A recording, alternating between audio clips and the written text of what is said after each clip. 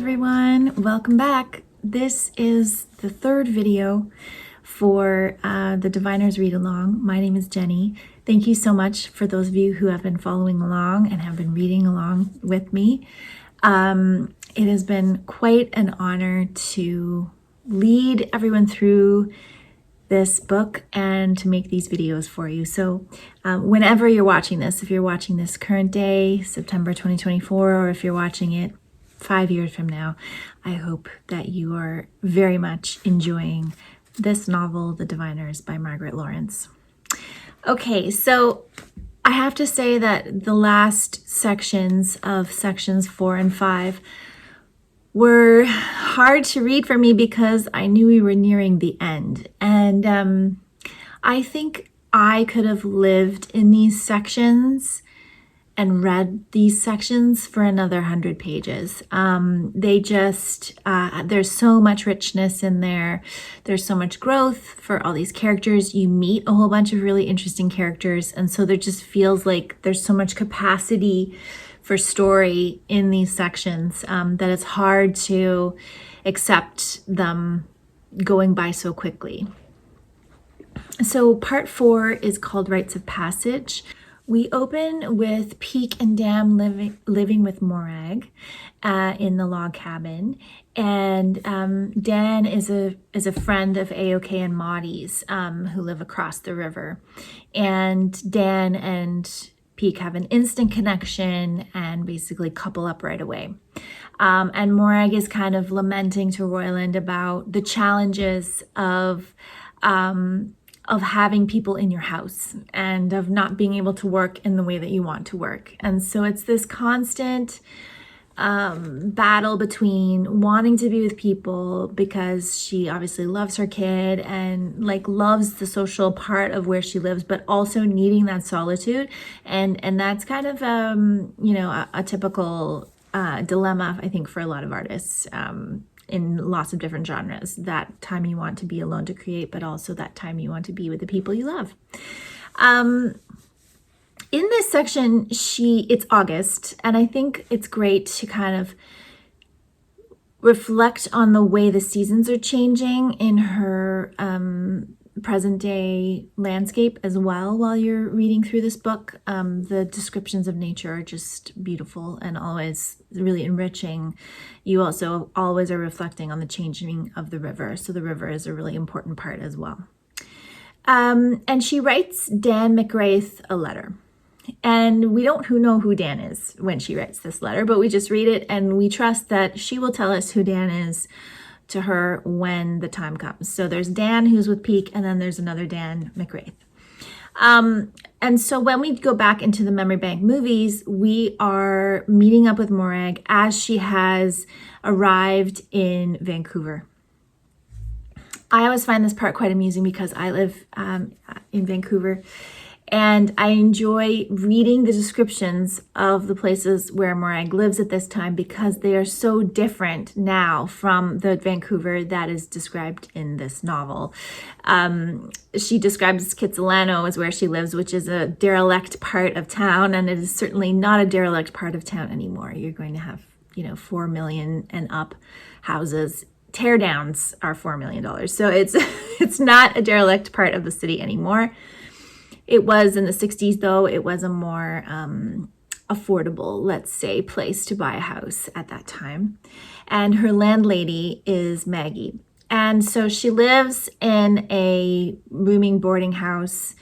She's pregnant. When her landlady discovers she's pregnant, her landlady does some sort of charity offer of letting Morag stay in the upper room and do all the cooking and cleaning for her so that she won't throw her out on her bum because she's an unmarried woman who's pregnant. And so you know that Maggie is a character, but you also know that Maggie is potentially unstable, which is exactly what ends up happening. At this time when she's living at the place called Bleak House, Morag gives birth to Peak, and the birthing scene is quite well described at the hospital in terms of the treatment of women who are giving birth out of wedlock. And she also gets a visit from her publisher, who is like, your book's been sold, like you're going to get royalties, like things are happening. So she sees that she is leaving this kind of destitute, check to check, I don't know how I'm going to support myself, but she's still not super, secure financially, but she is moving into a more secure place. And she also gets a visit from Julie Caslick, who was someone she went to school with. And I think what's really interesting in this section is that Margaret Laurence presents a whole bunch of women who are having different experiences, but who have transcended something from their past, right? So Julie and Morag weren't able to really be friends because of their status within the town of Manawanka and the way that they were divided by their class. But now those things don't really matter, and they can connect as women. Julie has a child, she's been married, she's getting a divorce, and she wants to remarry and move away from Vancouver with this new man. And she and Morag relate as women who are going through it, who are no longer children and no longer tied by the customs of Manawanka. So it is through this connection that Morag moves to her new home. Just before I talk about that, I wanted to talk about Piquette's name. Piquette is named after her aunt, so Jules Tonnerre's sister Piquette, who perished in the fire in Manawanka. And I loved how Margaret Laurence played with her full name. So when she's born, Morag names her Piquette Tonnerre Gunn. But as the story progresses in this last section, you see that Piquette plays with that herself, and that Jules, when she sends Jules a picture, she writes Piquette's Gun Tonnerre, I believe, on the back. So she's always moving those last names around. She doesn't feel a sense of ownership over Piquette to not include Tonnerre in her name. And obviously she named her after Jules' sister, but she can't actually say Piquette, so she calls her Pique. And this is also something that Jules, when he eventually meets Piquette, does as well, because there's this pain there. There's this, sadness in this thing. And I just thought it was interesting that Piquette, claims her identity, claims both those names, but moves them around to her own liking, depending on what she's feeling in the moment. And so it's a fluid name. So once Julie moves away with her new husband, Morag and Piquette moved to North Vancouver and live on Begonia Road, and their landlady there is named Fan Brady. So Fan Brady is one of the, most eccentric and lovely characters in this novel. She is an aging exotic dancer. She has had a rough life, but she's very wiry. She's very strong. She does not want a man in her life for anything other than the occasional fling. And she obviously works in a rough environment as an exotic dancer, so she sees men as antagonistic, as potentially dangerous, as, something to keep at an arm's length. And what I think is really interesting about this section is that Morag is exploring her own desires around being with a man as well. She was married to Brooke. She knew she didn't want to stay with him. And so now she's trying to understand what kind of a relationship she wants with men. She is sexually attracted to them. She does want to have encounters, but she is raising Pique, and she doesn't want to, do anything to make Pique subject to any abuse or uncomfortableness around this. So she keeps it very separate. So while Morag is living at Begonia Road, she gets a visit from Brooke and his new wife, which is very much just a way for Brooke to show off the fact that he's moved on, to, maybe check in on Morag, maybe he cares, but probably he doesn't. He also, and she also has an encounter from Jules. And so Jules is visiting because his sister Valentine is living in Vancouver and she is not well, and he is trying to get her into the hospital and he is trying to help her. I feel like Valentine she's very much a background character, but what she represents to me is a really important part of Indigenous history and life that is going on. And she is, I assume that she's living on the downtown east side, which is a very famous part of Vancouver because it has a lot of drug problems, prostitution. A lot of Indigenous people end up in that neighborhood, and it is because of the disenfranchisement of our racist and colonialist system in Canada that this has been happening for many, many years. And Val becomes an emblem of that. I'm not sure if Margaret Laurence wrote her with that in mind, but I feel like she was representing a very real and a very frustrating thing that is a reality for Indigenous women, is that they suffer from this the most out of any demographic in Canada. So Jules is trying to help her.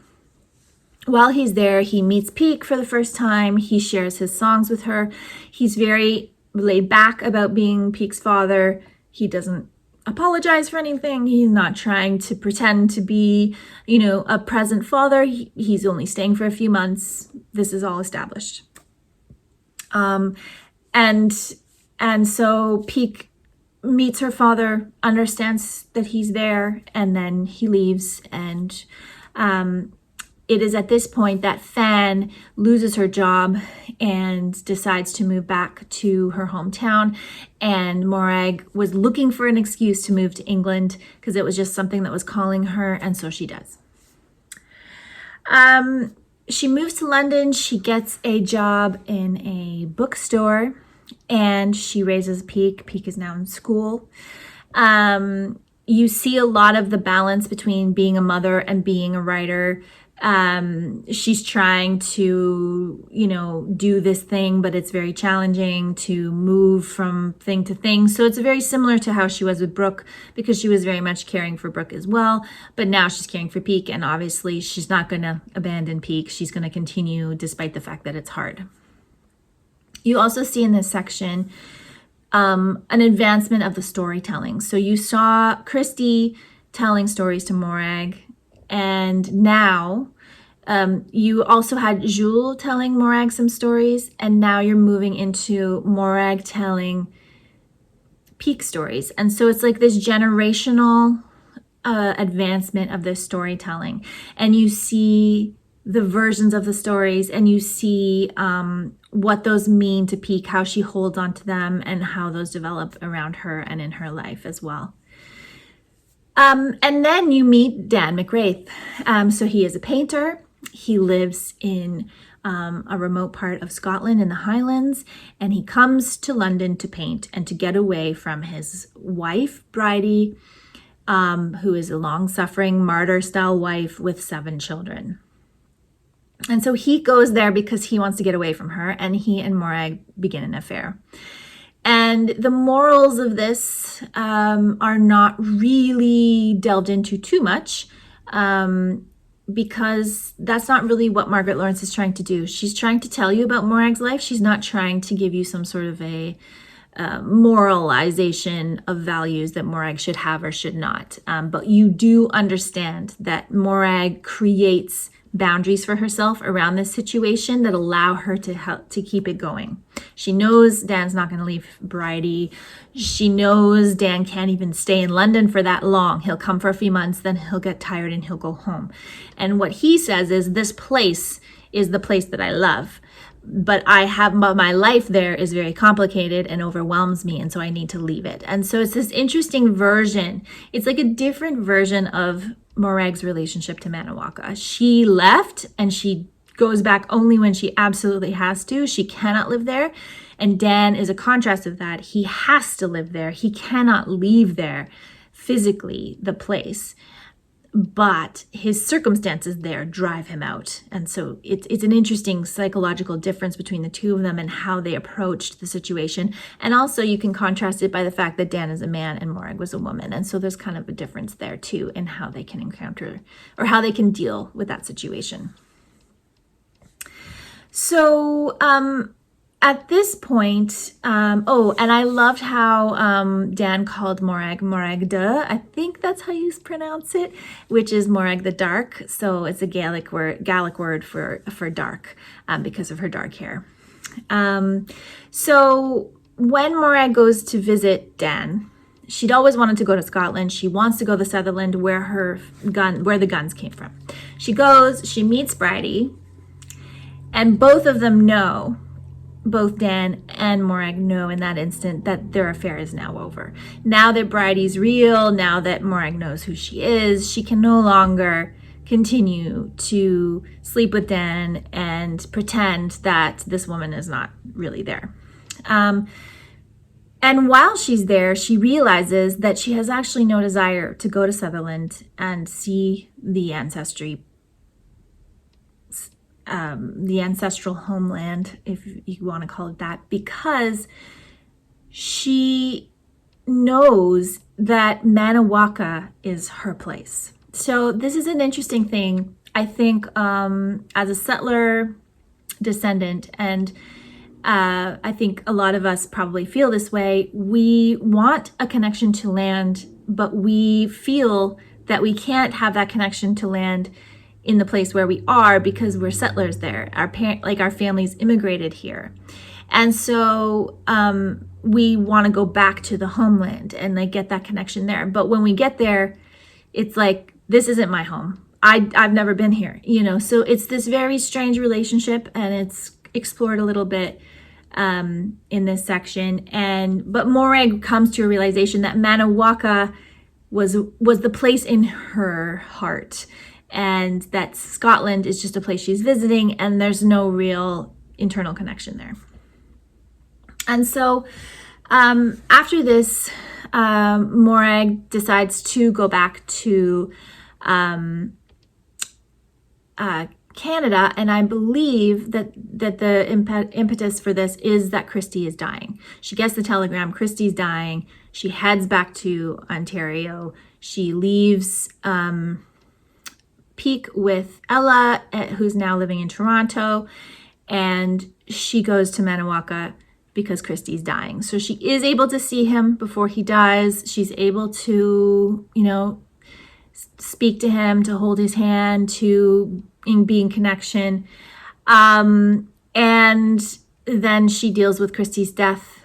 And, it's a big full circle moment overall for her, in terms of being back in Maniwaka now as a published author. People are like, oh, I've read your book. Oh, I've read your book. So she's like a homegrown girl.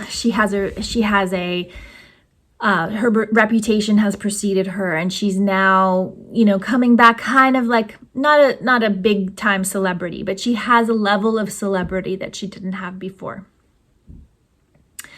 So once Christy has died, Morag and Peak live with Ella and her husband in Toronto for a while.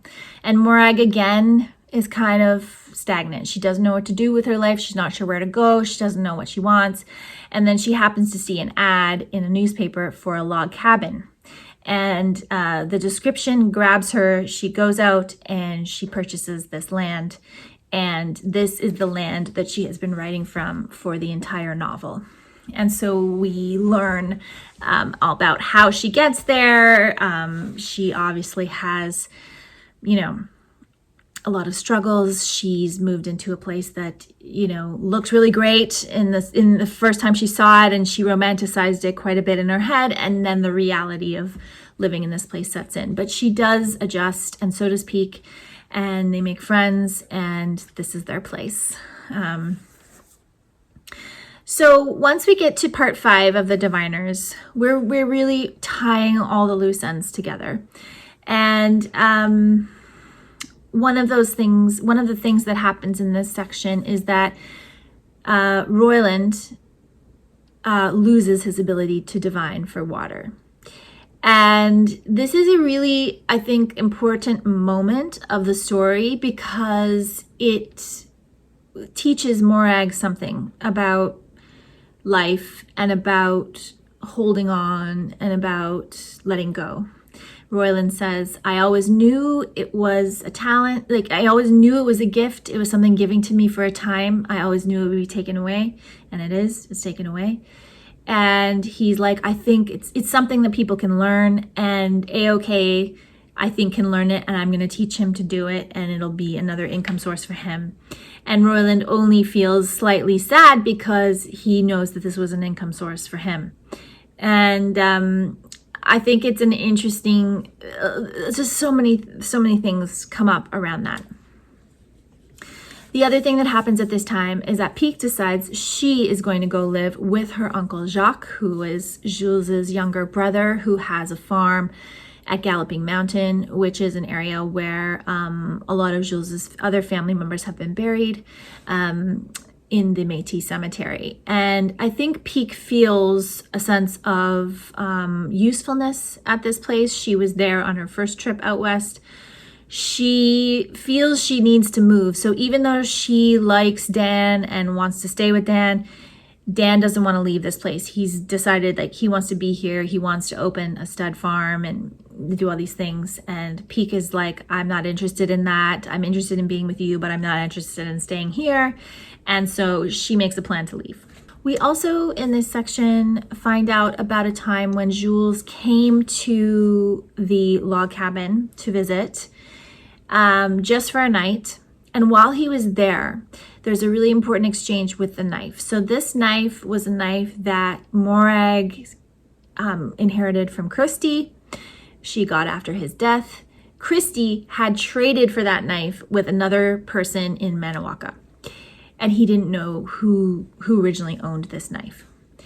And it's through storytelling that Morag finds out in this visit that it was Lazarus Tonnerre's knife. So it was Jules's father's knife. And what Jules has is this tartan pin. And so he brings that out during this visit. And Morag recognizes the fact that that was Christy's pin, that he traded for the knife, and that she has the knife. So Pique runs, grabs the knife, brings it to Jules. It's determined that yes, this was Lazarus Tonnerre's knife, and now Jules has it, and he leaves the pin with Morag. And it's this very interesting thing because the only reason that this is possible, that they knew that this was Lazarus's knife, was through storytelling. So it's telling these stories, passing down, telling these stories, passing down. And so when we come back to present day, we find out that Jules is dying. And so Morag travels to Toronto to go and say goodbye to him. And, you know, Jules doesn't call her. He never would have called her. He would have died without her. This is his singing partner, Billy Joe, who comes and gets her and tells her that this is happening.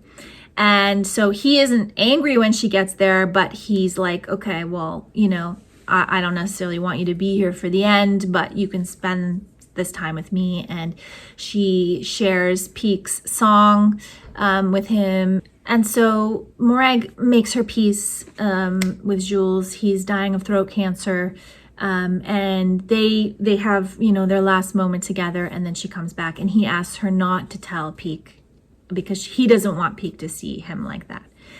And so when Jules passes away, Billy Joe comes to visit and he brings the knife and he says that Jules wanted Pique to have it. And so Morag has to tell Pique that her father has died, and it's a very touching moment. And Pique does not hold that against Morag, that she did not tell her, because there's something of Jules in Pique, and she understands that, you know, the way he was, and she has a lot of that personality trait. So I think she accepts it, and Billy Joe gives Peek the knife, and the knife is a gift from her father, and so she has it now. She has his belt buckle, she has his knife. He didn't have a lot to give her other than the songs, and so it's a beautiful passing along of something. And so Peek moves off and heads out on the train, and Morag finishes her novel. And that is the end of The Diviners. So, I mean, I was slightly trepidatious when I started this book again, because you decide to declare something as definite as this is my favorite novel, and then you wonder, is that actually true? Is it going to be my favorite novel again when I read it again? And the answer is yes.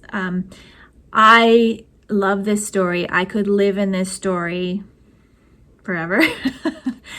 I love the characters in this story. I just think it was brilliantly done. I can't, put a lot of faults in here. I think that it represents so much. There's so much in here that you can pull out, that you can reevaluate, that you can think about in reflection of your own life. And yeah, it remains my favorite novel. So I'd love to hear your thoughts about the last two sections down below. The live show is happening on September 22nd at 3 p.m. Eastern, 12 p.m. Pacific time. If you would like to come, you can put your name onto the sign-up sheet, which is listed down here, and I can send you the link. If you're watching this way after the live show happened, thank you so much for reading this book and for watching these videos. It means a lot to me, this book, and I am always going to be happy to talk about it in any capacity with anyone. And so, yeah, that is the end of the Diviners Read Along for 2024. I plan to reread A Jest of God, and then read The Fire Dwellers and The Stone Angel at some point in the future. If you are interested in reading any of those with me, you can let me know in the comments, and I'll keep you in mind for whenever that comes up in the future. I also enjoyed reading A Bird in the House, like reflecting on the things in here, and also in Dance on the Earth, the Margaret Lawrence's memoir around A Bird in the House, because there is a lot of connections there as well. So thank you for watching. I will be back again soon with another video.